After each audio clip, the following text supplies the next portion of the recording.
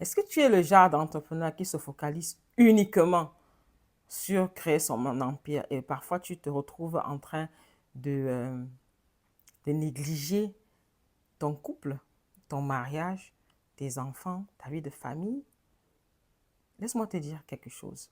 L'un des plus grands regrets des billionnaires, c'est de ne pas avoir passé assez de temps ou donné plus d'importance à leur famille parce qu'ils étaient toujours busy dans leurs affaires. Et en plus de ça, on n'a qu'une seule vie. Le problème est le suivant. Le problème, c'est que la manière dont tu approches ton business et tous les autres domaines de ta vie n'est pas équilibré. Déjà, le premier problème, c'est que tu as créé ton business et tu as commencé à créer ton empire sous la base, pas de la mission, mais du manque. Vous savez, c'est quoi exactement? Ça veut dire que tu voulais avoir plus d'argent, plus de liberté financière. Tu voulais corriger quelque chose. Et aussi longtemps que tu crées ton succès avec l'énergie de départ, c'est l'énergie de la correction, avec l'énergie de départ, l'énergie de la correction, cette même énergie va se traduire pendant ton chemin et jusqu'au résultat. Les mêmes causes créent les mêmes effets. La vibration de départ, tu vas la retrouver à la vibration d'arrivée. Donc ici, le premier point, c'est déjà de créer avec ton trône de mission. C'est quoi un trône? Un trône, c'est une fonction vibratoire qui est dans ton énergie, qui a pour rôle de gérer un plan spécial de ta vie.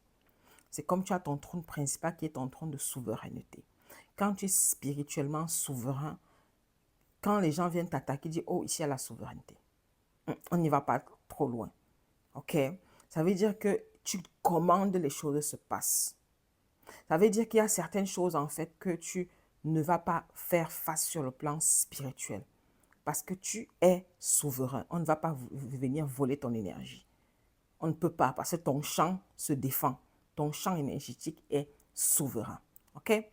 Donc, et beaucoup de personnes ont des empires, mais sous la base de voler l'énergie des autres. Et tant que tu as un empire créé avec cette base, créé avec le feu des autres, tu ne pourras jamais et jamais stabiliser ton empire. C'est ce qui arrive à l'Europe maintenant. L'Europe, pour se construire, et les États-Unis ont volé le feu des Africains. Ils ont volé les pouvoirs et volé les trônes des Africains. Les trônes, ce sont les organes de pouvoir et de commandement. Quand tu vois par exemple un chef de village, il a le trône de commandement du village. Ce trône, en fait, lui donne le pouvoir de passer certaines ordres dans le monde spirituel et de créer une manifestation physique. Ce trône donne le pouvoir de la richesse, ce donne le pouvoir de gouvernance. Et donc ici, si je reviens, quand tu crées ta mission, quand tu crées ton empire avec ton trône de business et ton trône de mission qui va avec, le trône de mission, ça génère ce que tu es là pour faire et les projets importants que ton âme est venue expérimenter. Et à ça, et dès que le projet s'enclenche, en fait, ton trône d'argent, ton trône qui garde ton énergie d'argent s'alimente automatiquement.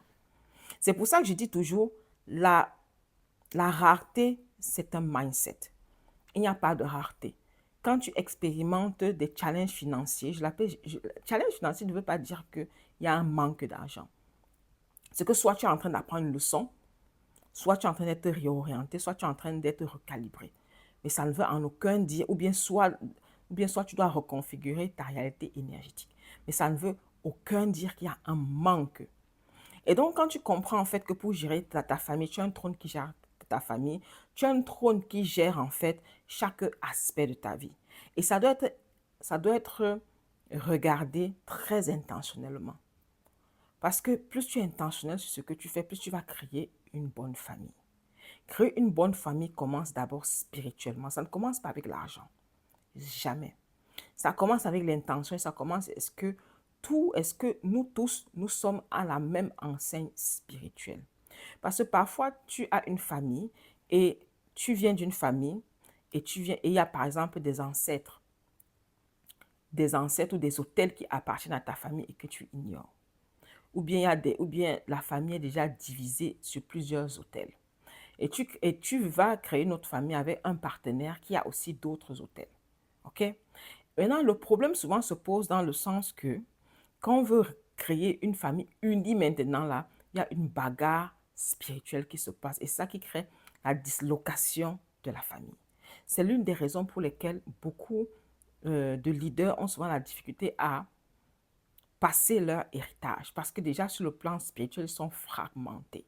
Et donc, quand ces clients-là viennent me voir, la première chose, déjà, c'est d'unir la famille spirituellement de manière intentionnelle.